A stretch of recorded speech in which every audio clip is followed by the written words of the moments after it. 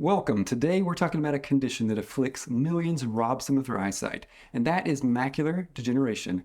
What is it and what can we do about it? And today we have a very special Fox guest, Dr. John Miller, a leading ophthalmologist and retinal specialist. All right. Welcome, Dr. Miller. Thanks for having me. I think as you know, we're going to talk about macular degeneration today, but I thought maybe we'd start off with a little fact or fiction. Are you up for that? I'm up for it. All right. Fact or fiction. The leading cause of blindness in adults is macular degeneration. Fact-ish. Okay. The leading cause of blindness in retirement age adults in the U.S. is macular degeneration. Okay. Well, how about the others? The leading cause of blindness worldwide is cataracts, and the leading cause of blindness in working age Americans is diabetic retinopathy. Okay. Would you say that it is common in just the average adult population? It's common enough that it keeps me busy in the office. But it does. Definitely. So, Dr. Miller, we have a picture of a retina here, and in the center, fact or fiction, this right here is a melanoma forming. Fiction. So the picture shows the retina. The retina is the lining that lines the inside of the eye. It's almost like wallpaper. And the purpose of it is to collect light and send information to the brain. The center of the retina, which is where the central vision is located, is called the macula. So this is a macula. Correct. What does the macula do? So the macula is responsible for generating your detailed vision and your color vision. It's where your most sensitive vision is located. That'd be a bad thing to lose. The worst. Macular degeneration. Correct. So what is that? So in simple terms, it's a degeneration or a loss of the functioning of the tissue in the macula, which consequently leads to central vision loss. Well, fact or fiction? Reading in dim light makes you more apt to get macular degeneration. Fiction. Very common question. Okay, so to tell us what the common things are associated with macular degeneration. So things that you can directly address that can lead, or at least an increase in macular degeneration, are things like smoking, poor cardiovascular health, poor diet, too much exposure to sunlight. But visual activity, reading, watching television, light from screens, those have not been shown to increase the risk of macular degeneration. Fact or fiction, steroid nasal sprays contribute to macular degeneration. That is fiction. However, there is a separate retina condition that can be exacerbated by steroid exposure, but it's not macular degeneration. Does that one have a name? That one's called central serous chorioretinopathy. Can you spell that? Neither can I. I just thought the eye was so simple. I mean, it's just the eye. Pretty complex. Now, you did 4 years of medical school, and then you did an ophthalmology residency, and then you did a fellowship in Vitreoretinal surgery, or a retina fellowship for short.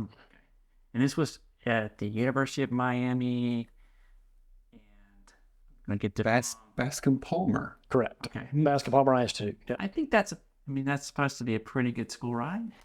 I was fortunate enough to train arguably with the best. I mean, I'm biased, of course, but I'm still not really sure how I got the slot there, but I sure am glad I did. It was a great place to train. I loved it. Like the #1 place to train in the U.S. Yeah, I mean, when I was there, it was repeatedly voted the best in the nation. It still is, I think, now. I don't keep track of it as closely, but it has, I don't foresee it losing one of the top slots. It really is a fantastic place.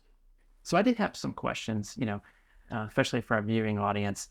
Eye doctor, just clarifying, when we talk about getting these kind of conditions checked out, you have optometrists, you have ophthalmologists, you've got a retinal specialist, you've got family doctors, and who do you go to?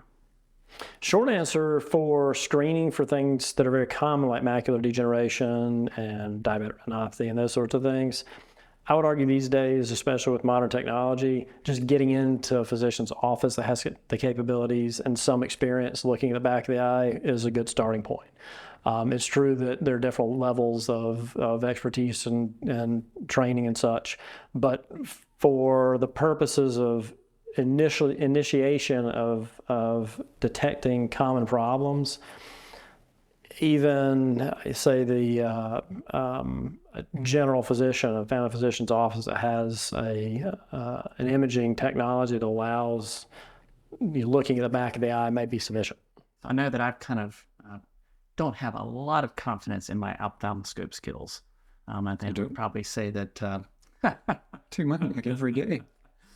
I would say that a lot of primary care doctors, I mean, we can use them, but we just don't get doing the dilation and the full exam. But some of these primary care offices, I believe, have this new technology where they can scan the retina in their office and it sends it off. You get a lot of those? Or do you... So that technology is became very common during COVID when patients couldn't get into the offices, and has expanded a bit. But the long and the short is in the lion's share of those cases, for a general practitioner, internal medicine, family medicine doctor that has that capability, what the plan typically is to take the images and then send it to a reading center, that's usually staffed by somebody with more experience looking at eyes, and then reporting back to the office that took the photos, and give some indication of whether the patient should be seen by an eye care professional at that point. And is it these scans, or is it generally an eye care professional who's doing this? Usually. AI play any role in these? Great question. So AI actually is still pretty early in its clinical application, at least in eye care. So back then, and even currently, it's usually just a reading center and then reporting back by humans reading it. But I think eventually most everything will have some AI component. I think that's probably years away. Just an extra tool. Yeah, exactly. A tool. Well, fact or fiction? Macular degeneration often has no signs in its early stages. Fact, in that very few symptoms are present initially. In fact, many times macular degeneration will be detected on exam in somebody with no symptoms at all.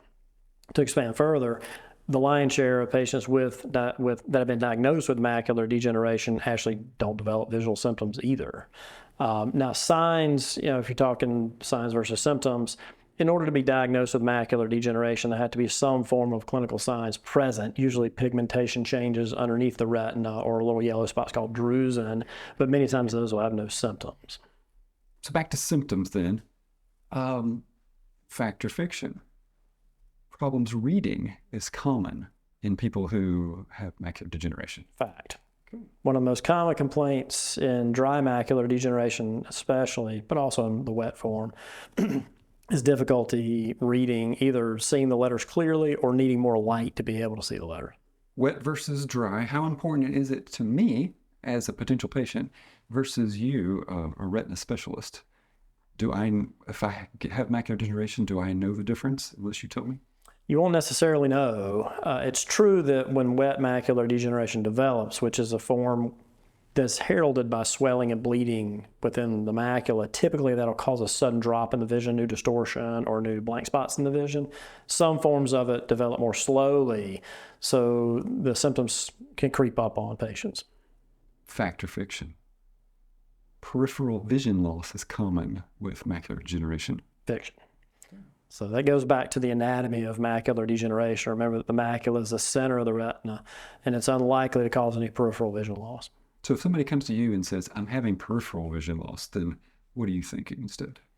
Typically, it's either going to be hemorrhage in the vitreous that fills the center of the eye or retinal detachment. Those are probably the most common ones. There are more rare conditions such as retinal vascular occlusion, which are basically strokes in the eye that can do that also. So as a retina specialist, then, something like glaucoma is probably not going to make it to you.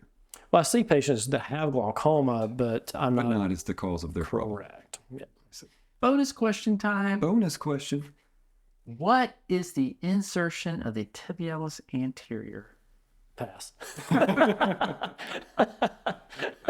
The tibialis anterior inserts on the medial cuneiform bone and on the first metatarsal, and its function is to dorsiflex the ankle, invert, and provides arch support. I had to look it up. Nice to be in the company of real doctors. Nice to know. I used to know all that stuff. I know. I'm sure you did. Fact or fiction? A routine retinal scan at an imaging center is sufficient to diagnose macular degeneration. Fact. It's better than no exam at all. if there's a question of whether early macular degeneration is present or not, then it may require more extensive evaluation. Fact or fiction? Macular degeneration must be treated by a retinal specialist and not by an ophthalmologist. A general ophthalmologist, excuse me. Fact for wet macular degeneration, meaning that for the treatment of wet macular degeneration, the current regimen typically involves repeated injections of medicine into the eye. Typically, that's best addressed with the retina specialist. And for dry macular degeneration, although there are new treatments being developed that are injected, the lion's share of the treatment is prevention of progression through the use of vitamin supplementation, smoking avoidance, wearing sunglasses, that kind of stuff, which the general eye doctor can handle. Okay. Fact or fiction, since you mentioned injections. Injections of the eyeball hurt terribly. Fiction.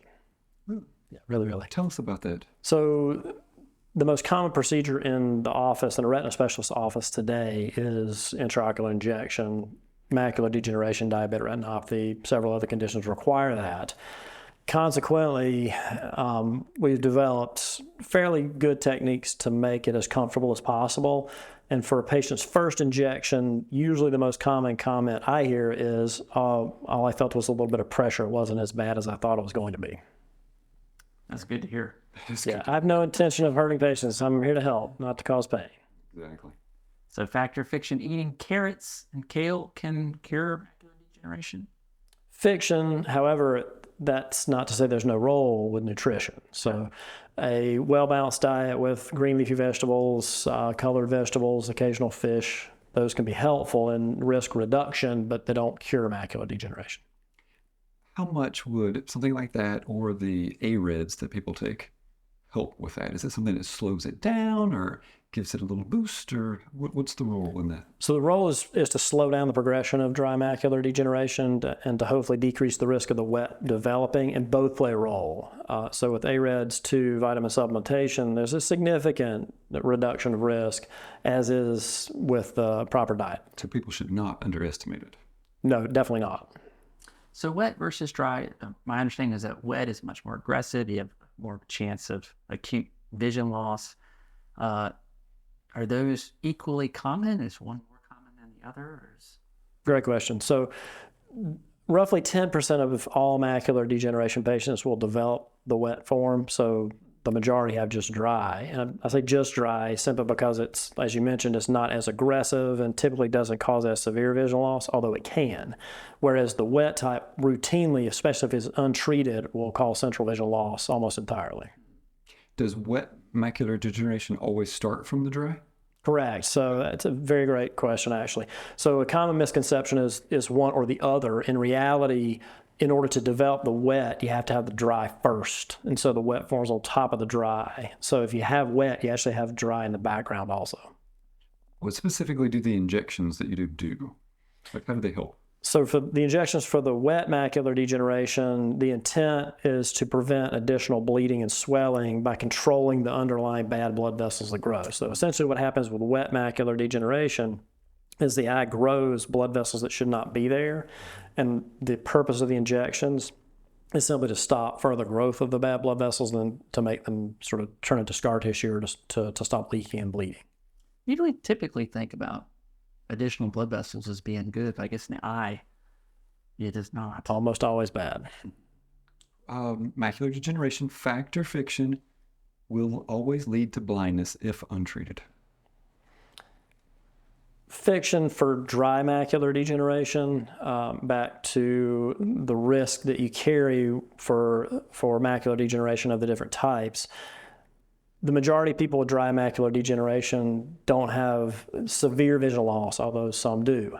On the flip side, untreated wet macular degeneration almost always causes central blindness.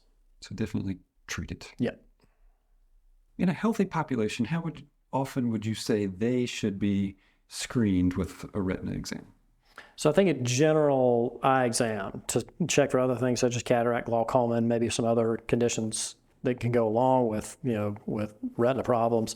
I think a general eye exam with dilation should be done at least every year or two in adults. And then obviously more frequently if there's any questions of other diseases. Back to the needle in the eye thing. do you just use something like tetracaine to anesthetize the cornea, or where do these needles go? They go straight through it, from the side? That's a great question. So we repeatedly apply lidocaine, which is basically tetracaine. And then right before the injection, we use what's called a lid speculum to hold the eyelids open, because the natural reflex is to close if the eye is confronted with any sort of form of threat, and obviously a needle in the eye is a threat.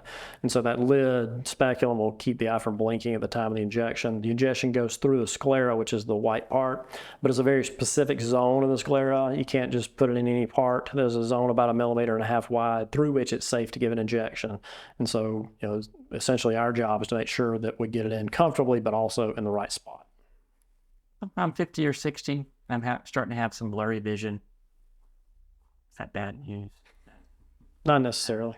If you're 50 or 60 and starting to have bad vision, it probably is just because your lens is hardening and you're having more difficulty with your near vision. And time to see your general eye doctor. Well, since we're talking about vision and changing it, there's a lot of people having vision corrective surgeries, the LASIK and whatnot. Is there any risk of the retina from those kinds of procedures? Not directly. So, laser corrective vision surgery, especially with modern technology, when it's primarily performed with lasers rather than with blades as before, carries very little risk that it will trigger any retina problems. However, many of those that benefit from having that, especially if you're very nearsighted, the nearsightedness itself carries more risk of things like retinal detachment and that sort of thing than the laser itself does. Well, is there anything else that you would like our viewers to know about macular degeneration you think that they should?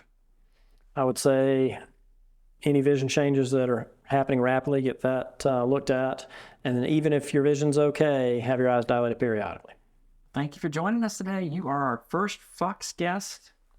Thanks for having me. It's great to have such a good specialist, someone who is trained at one of these big universities that's tops in the nation. Congratulations. Appreciate it.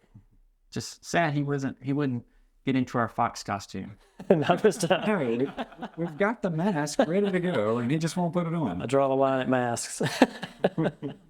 We do what we can to bring you the best.